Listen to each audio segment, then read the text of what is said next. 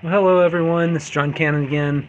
Welcome back to another video. It's been a little bit since I posted anything, but there was a follow-up I wanted to do on my Camco heated hose for my camper. If you remember, the last time I talked about it, you can find the other video where I did a repair because and it's not important that you can see it really well. I see that it's not real clear on here, but I did a repair because it was leaking. The flange around the hose connection, the screw-on connection, had failed and was leaking.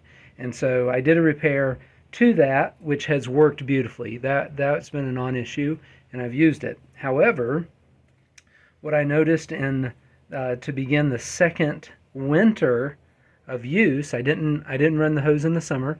I only ran it in the winter. But at the second winter of use, we had catastrophic failure of the cable, and this is going to be impossible for me to show in a way because of my camera. But the cable vinyl jacket, which you cannot see, I may have to video record this a little differently. Oh, there, you can see that. The cable vinyl jacket cracked, and cracked in multiple locations.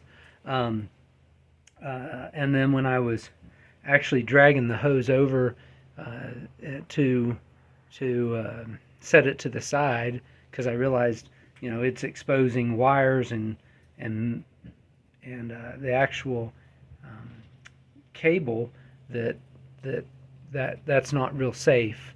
I didn't feel like it was safe to run the hose in that condition, and so when I was dragging it over and away from the connections so that I could put it aside to do the video, you can see where it actually just broke. And so the other side of that is there, which is the plug. And so those cracks and the cable completely failed. It is the second year of use. I mean, we got a lot of wear and tear out of it, but if I don't know if this is indicative of how they usually are, but we only got one winter out of this hose. Now we use it a lot, but we only got one winter.